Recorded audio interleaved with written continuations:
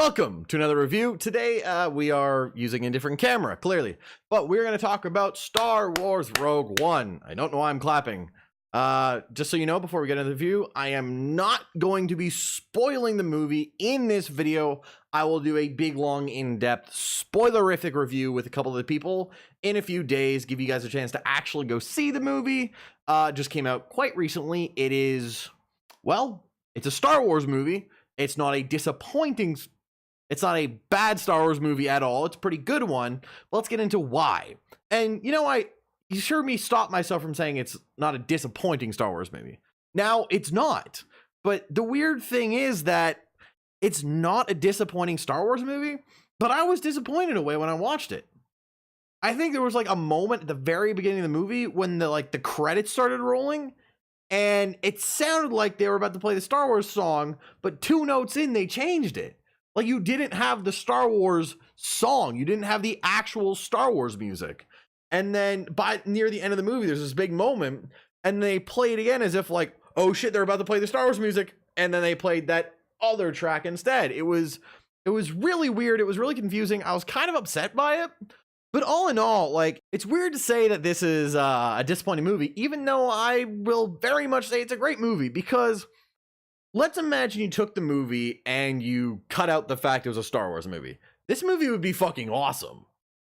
But it's like the first 2/3 of the movie, it didn't feel like, you know, that expectation you have when you go in a certain movie? It didn't meet, it wasn't the movie I thought I was going to see, right? It was like when people saw Guardians. Guardians was amazing, but people didn't expect Guardians of the Galaxy to actually be good. They expected a really stupid raccoon and all that. I knew it was gonna be good. I'm a fucking Guardians fucking aholic.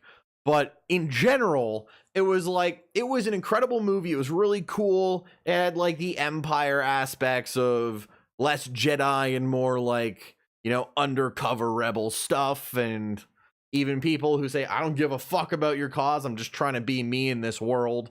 And that was a great thing about Jyn Erso, the main character.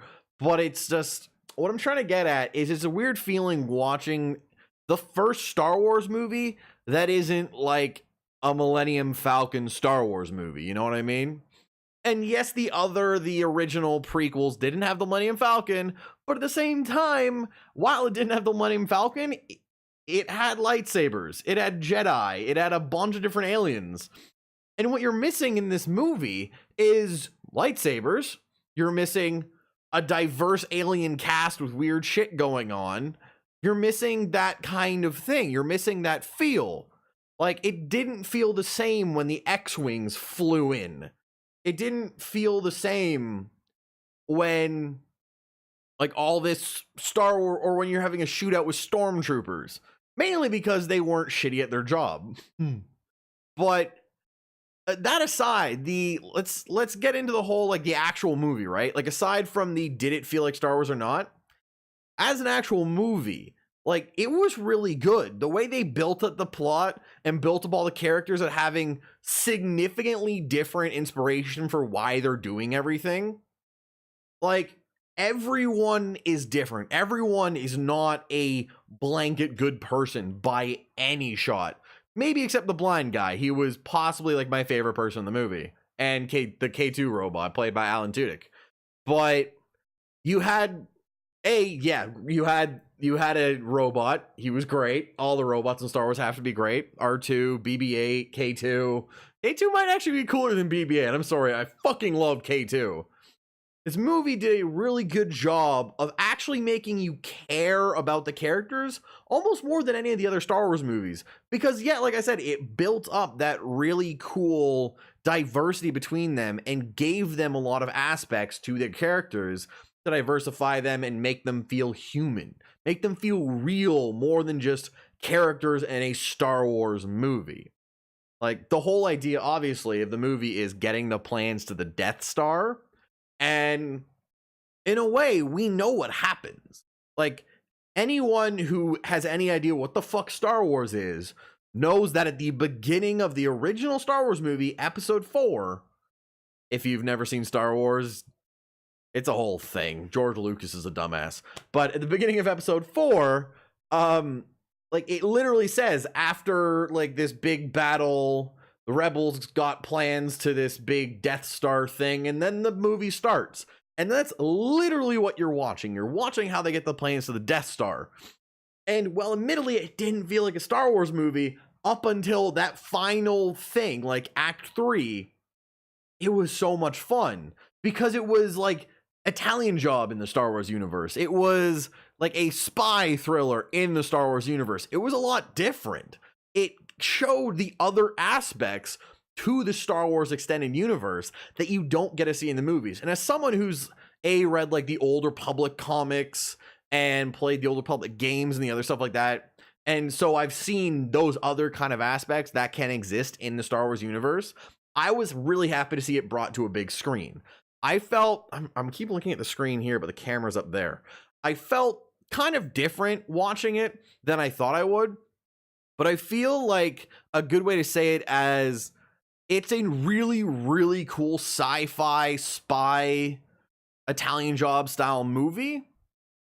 Well, not, I don't know, Italian Job's kind of a bad way to say it, but it's a really cool, like, espionage sci-fi movie, like rebel espionage sci-fi movie, until like 2/3 of the movie in, and then it becomes 100% a Star Wars movie.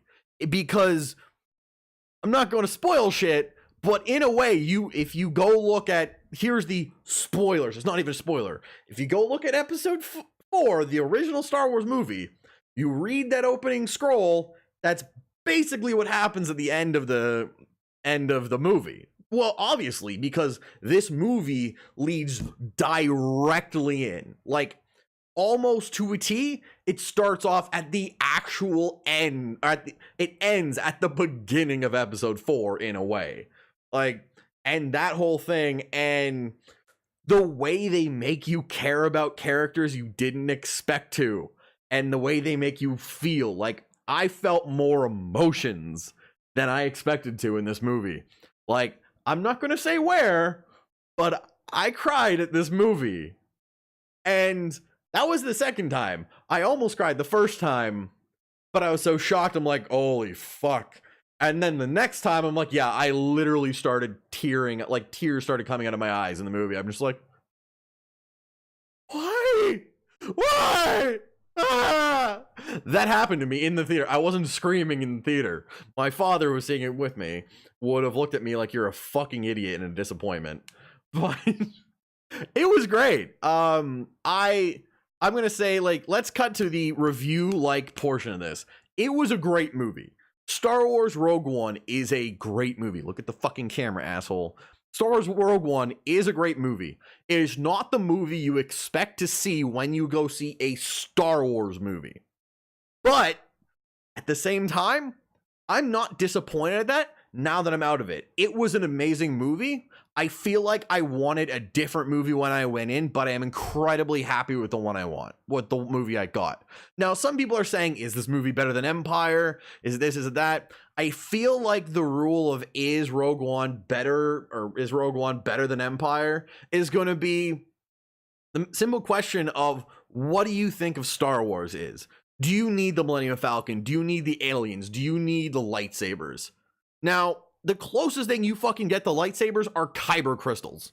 I'm not going to get into that. It's not a big plot, to be honest, but the fact, like, that is literally the closest thing you get. And if you don't know, kyber crystals are the crystals that are used, the crystals inside the lightsaber that make it a lightsaber. But that's, yeah, that's about it, guys. I'm very happy. I see, I think on Rotten Tomatoes and IMDb, they're getting about an 84 to 88 review out of 100. And I think that's pretty good. Like, it felt really, I think for the first standalone, like Jedi connected universe, I was really happy with it. But I think just simply because it is a non-Millennium Falcon, Jedi, whatever universe movie, or storyline movie, I should say, it takes you out of it a bit. It's hard to process the difference, you know? For someone like me who's, you know, played the games and done the stuff outside the rest of that universe, it's a lot easier because I'm kind of used to that. But I still got the feeling going in, I'm like, I'm gonna see Star Wars, and your brain feels like here's gonna be the music on screen, here's gonna be the Millennium Falcon, here's gonna be all that stuff. And when I'm like, yeah, I'm sitting down, I got that feeling when I went to see Episode 7. I'm like, I'm seeing Star Wars. I'm like, I'm not just seeing Star Wars, I'm seeing Star Wars. But then I'm like, oh, the scroll's coming, the 2 first notes play, and then it's a different fucking song. That's kind of the whole feel of the movie. Now, don't take that as don't go see the movie. You should go see the movie. It is great. It is a great film. But know that it is not the film you are expecting to see. Maybe it is. Maybe I'm wrong with how you're going to take the movie. But if you feel the same way, if you do, if you don't, I would love it if you tell me in the comments down below. We can talk about our feelings of the movie. For this one, maybe not try and throw in as many spoilers in the comments for other people. But otherwise, yeah, if you liked my video, I do apologize that I'm not on my main camera. The whole thing, I'm not going to have it for the next week. But if you like my video, hit that subscribe button right about there. Hit the like button over here.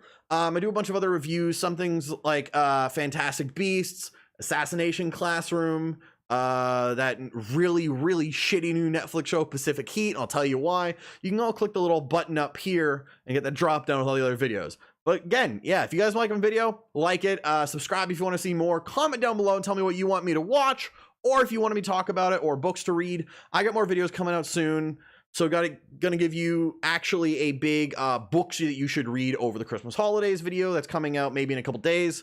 And hopefully you guys like this. I will see you guys next time. Peace out.